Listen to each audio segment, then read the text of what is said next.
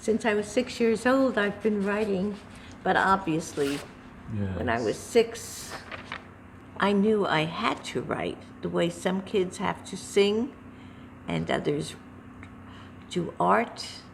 This was something that I seemed to have to do. I can't remember a time when I didn't like doing it. So I guess the first time, as I said, I remember writing was when I was 6 years old, and my friend's mother had died, and my mother told me, and my friend was across the street playing with her brother, and I thought, doesn't she know how her life is going to change? And I just picked up a twig and started to write something in the red dirt of Perth Amboy in my front yard. Family promises.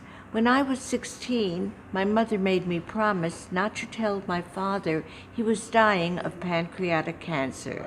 She made me promise not to tell my 13-year-old brother. She asked me to care for my father while she was teaching, since I was home by 12:30 from my double-session high school, while she didn't get home from public school 11 until after 4. My father had a naturally sweet disposition, and I learned how pain could change even the sunniest of natures. I learned to lie that fall. I lied to my father, who wanted to believe he'd recover from painful pancreatitis. I lied to my brother. I learned to lie by omission.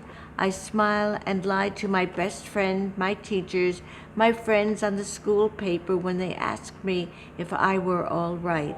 I even lied to my mother and told her I was not depressed, as she managed to teach and do lesson plans and spend nights with my father as the tiny black and white TV droned on, mostly Yankee games that he couldn't focus on, as we all waited for the nurse who lived next door to arrive with a morphine shot prescribed by her husband, a resident at Memorial Hospital in Manhattan.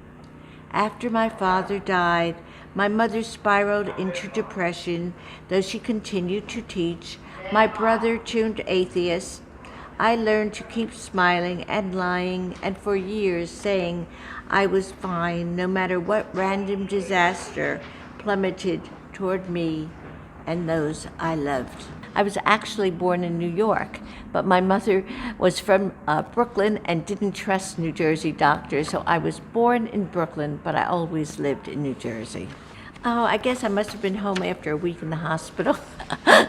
But I spent summers at my grandmother's in Brooklyn.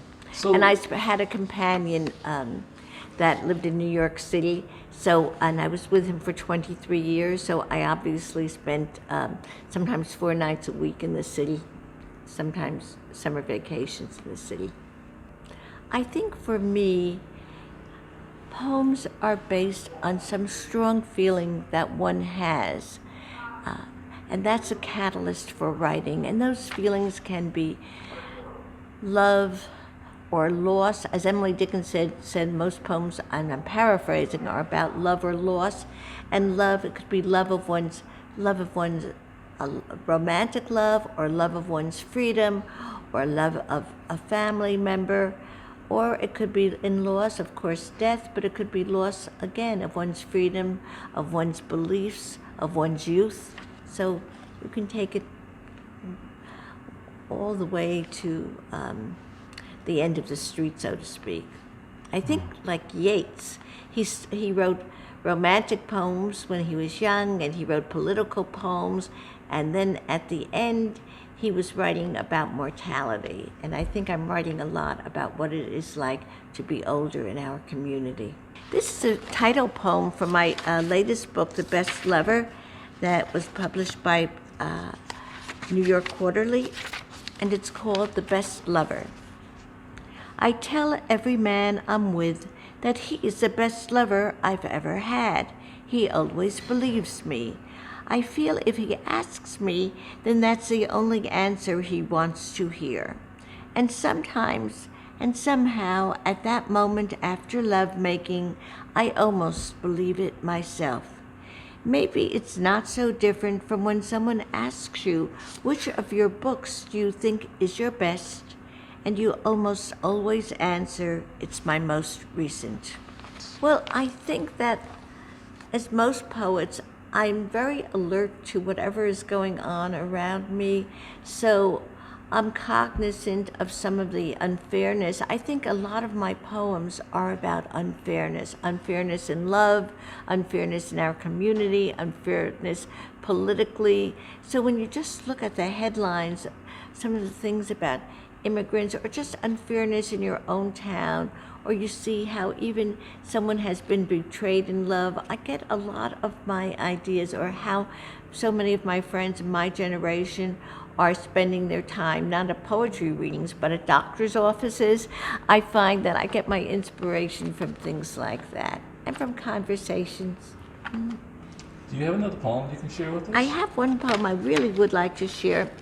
So when my long-term companion of 23 years died, after 2 years of grieving, I went on the internet and I decided I would try and meet someone else, because I'm a great believer that one needs love in one's life. And this is called What I Don't Believe. What I don't believe is that at my age, on J-Date, that men that send me an email will be good-looking. The most you can say is, I can see they were once good-looking. That most of the photos are from 10 years ago, and when you finally meet a man for coffee or brunch, or possibly if they have a more generous bent for dinner, they will not look like their photos, but more wrinkled, more bald, grayer.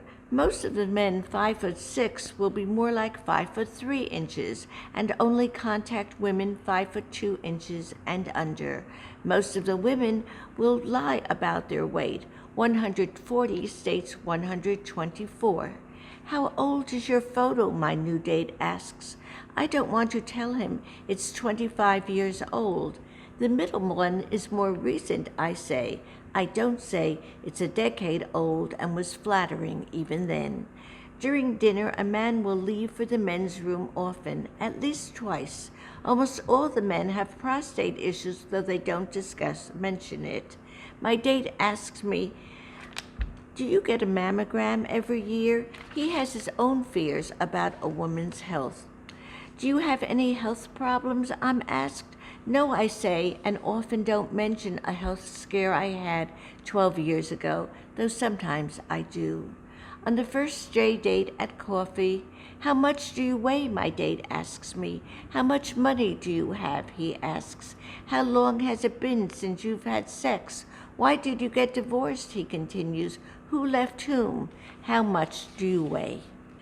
I can tell immediately when it won't be.